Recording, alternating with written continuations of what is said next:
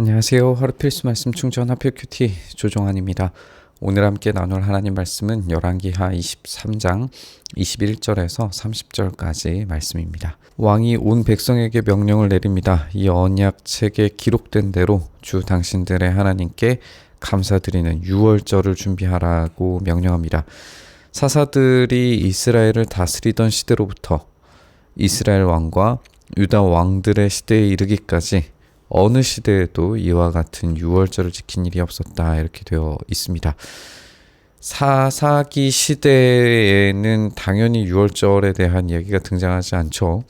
우리가 여호수아 이후로는 유월절이 등장하지 않는 걸 확인을 할 수가 있어요. 그런데 정말 아무런 유월절도 없었냐라고 그렇게 질문을 해본다면 히스기야 시대에 유월절이 있었어요. 이 유월절은 역대기에서 발견이 됩니다. 열왕기에서는 히스기야의 유월절이 등장하지 않죠. 그러니까 이 본문들이 모든 기록들을 다 기록하는 게 아니기 때문에 선택적으로 생략하고 축소하고 나오지 않는 부분들도 분명히 있을 거예요. 그러니까 유월절이 아예 한 번도 정말 없었느냐라고 질문해 본다면 그것에 대해서는 약간 의문점을 가질 수 있어요. 그렇다면 왜 열왕기하의 기자는 이런 식으로 이야기를 했을까 생각을 해보게 되는 거죠. 뭔가 다른 유월절과는 차별화되고 특별한 지점이 있었다라고 생각을 한다면 이 이야기가 이해가 될 겁니다. 그건 뭐냐면 신명기를 따르면 신명기에서 명령한 유월절은 오로지 중앙성소에서만 드리게 되어져 있어요. 하나님께서 선택하신 그 성소에서만 이루어지게 되어져 있습니다. 그렇기 때문에 이전 본문에서 살펴본 것처럼 모든 산당들이 전 국가적으로 세워져 있는 상태에서 드려지는 유월절이 과연 성전을 중심으로 이루어졌을까, 아니면은 각 지역마다 다른 방식으로 진행이 됐을까를 생각할 수 있죠. 그렇다면 요시야가 벌였던 대대적인 전 국가적인 산당의 폐쇄, 그리고 모든 제사장들의 이름은 두 대 그 역할을 제한시킨 것을 우리가 살펴보면서 중앙 집권적인 예배를 이루었다라고 하는 데에서 이 유월절이 굉장히 독특하고 특별한 지점을 갖는다라고 생각을 할 수 있습니다. 전 민족이 한 공간에 함께 모여서 예루살렘으로 완전히 떠들썩하게 정말 찬양과 축제와 경배가 이루어지는 그런 예배로 드려지는 성대한 유월절은 어느 시대에도 지킨 적이 없었다라고 하는 이 말이 이해가 될 수 있을 거예요. 이렇게 요시야의 개혁은 말씀을 기반으로, 신명기 말씀을 기반으로 해서 독특하고 또 완전한 방식으로 이루어지기 위해 굉장히 많은 부분을 노력하고 만들어갔다라고 생각을 할 수 있습니다. 그래서 요시야 왕 제18년에 이르러서야 비로소 예루살렘에서 주님을 기리는 유월절이 지키게 되어졌다라고 이야기하면서 이 산당 파괴와 또 제사장 역할에 대한 제한들, 중앙 성소에 대해서 이루어지는 유월절이 처음이었다라고 하는 이 설명이 이해가 되는 겁니다. 요시야는 대제사장 힐기야가 주님의 성전에서 발견한 책에 기록된 율법의 말씀을 지키려고 유다 땅과 예루살렘에서 신접한 자와 박수와 드라빔과 우상과 혐오스러운 것들 눈에 보이는 대로 다 없애버립니다.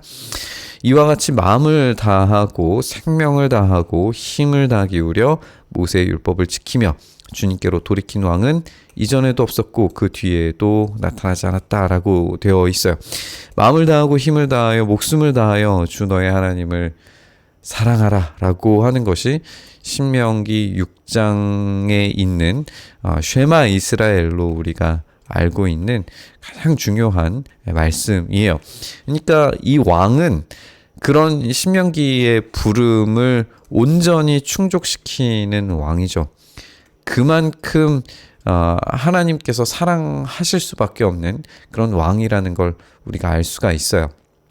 정말 하나님의 말씀에 온전히 사로잡혀서 이 말씀에 온전히 순종하려는 독특한 지위를 가진 왕입니다.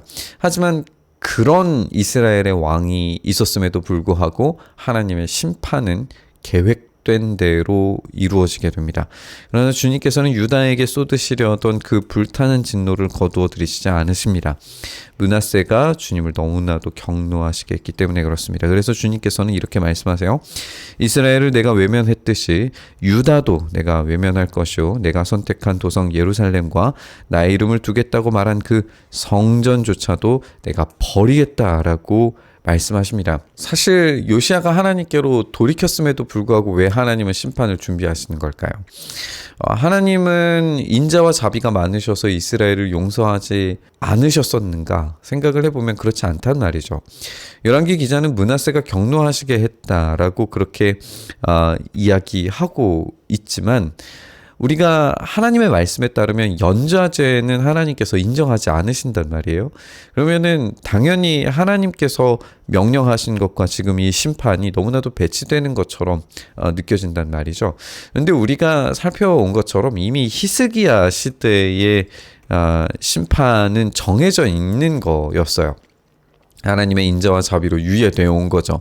심판은 취소된 적이 없었습니다. 다만 그 시간을 은혜로 지연시키셨을 뿐이죠.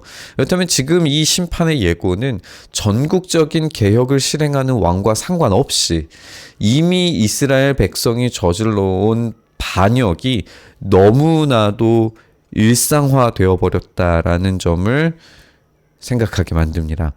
하나님은 이스라엘을 버리신 것처럼 유다도 버리실 거예요. 심지어 개혁의 시작이었고 완성이었던 성전조차도 하나님께서 버리시겠다라고 말씀하고 계십니다.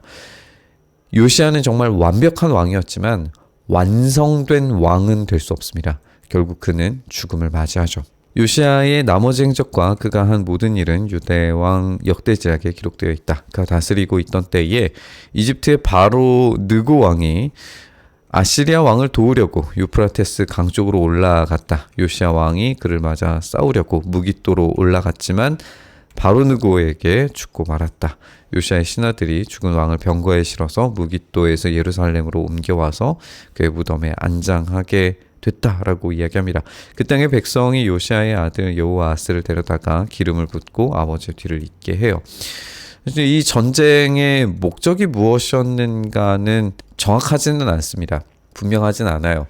역사적으로 생각을 해보면 이 아시리아가 확장 정책을 벌였을 때에 이집트와 유다 그리고 바벨론이 하나의 이 연합전선을 이루고 아시리아를 대항하는 약간 이런 형태였거든요. 그런데 시대가 지나면서 아시리아의 영향력이 축소되게 됩니다. 그러자 이 아시리아와 이집트가 연합전선을 맺고 바벨론과 싸우는 형국이 돼요.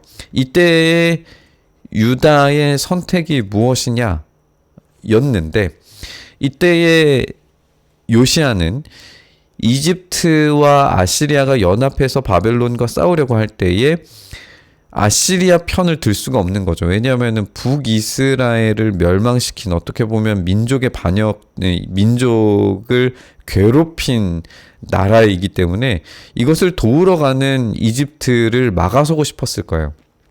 그리고 히스기야도 바벨론과 친바벨론적인 어떤 성향을 보였기 때문에 그런 게 유지가 되었을 수도 있겠죠. 어쨌든 이런 정치 공학적인 상황에서 명분상으로는 이 아시리아를 치고 바벨론과 연합전선을 피는 것이 유다에게는 유리한 것처럼 보였어요. 그런데 이런 명분만으로는 시대 정신을 뒤집기가 어려웠습니다. 결국에 이 전투에서 요시야는 사망하게 되고 역사에 만약은 없지만 이 요시야가 죽지 않았더라면 어떻게 되었을까? 유다가 달라지지 않았을까라는 생각을 가져보기도 합니다.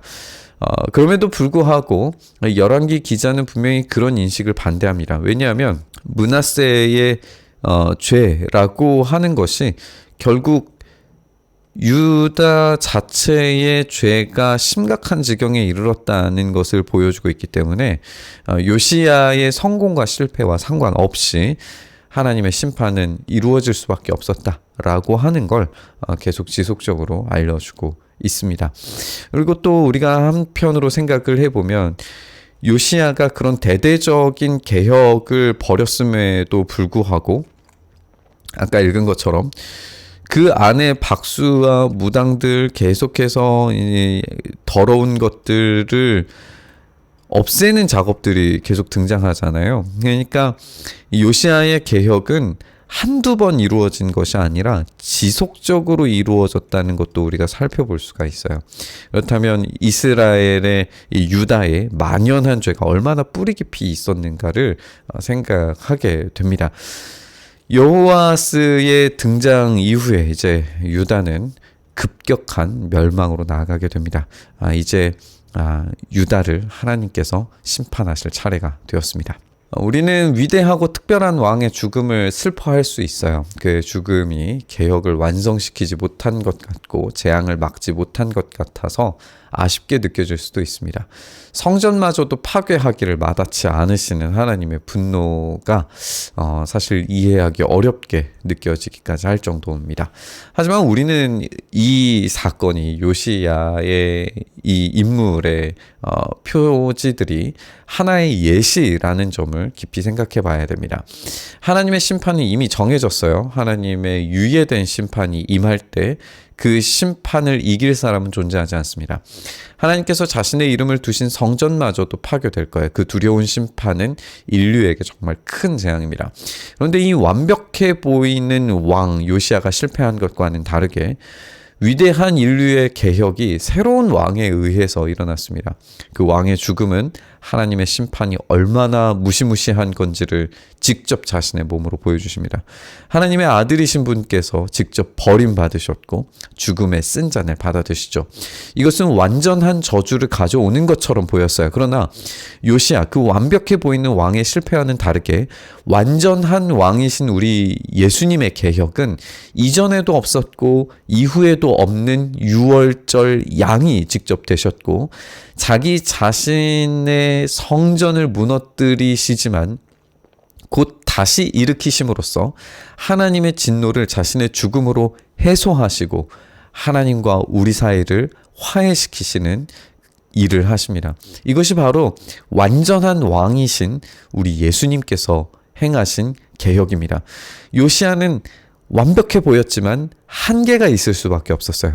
그러나 우리의 진짜 왕이신 예수님은 그 모든 한계를 뛰어넘어서 완벽하고 완전한 일을 개혁을 이루십니다. 완벽해 보이는 왕 요시야는 결국에 그림자일 뿐입니다. 그의 실패와 죽음은 하나의 예시입니다. 오직 완전하신 왕 예수님을 기대하게 만드는 그림자인 거죠. 우리 인간 세상에 아무리 대단한 것들이라 할지라도 결국에는 예수님 안에서만 완벽함을 찾을 수 있습니다. 오늘 그 완전하신 왕이신 우리 주님을 다시 한번 기억하고 묵상하면서 우리 기도의 자리로 나아가시죠. 주님, 그렇게 우리의 왕 되신 주님을 우리가 온전히 붙잡습니다. 우리의 힘과 우리의 능력으로는 도무지 완전함을 찾을 수 없지만 오직 주님 안에서만 그 완전함을 찾을 수 있는 줄 믿습니다. 우리의 참된 유월절이자 우리의 참된 완성이신 우리 주 예수 그리스도의 일하심이 오늘 우리의 삶에 있게 하셔서 우리가 이전에도 없었고 이후에도 없는 우리의 왕이신 예수 그리스도를 쫓아 주님의 그 다스리심 안에서 참된 위로와 평화를 누릴 수 있도록 은혜 더하여 주시옵소서. 그 일 행하시기를 간절히 바라고 소망하며 우리 주님 예수님 이름으로 기도드리옵나이다. 아멘.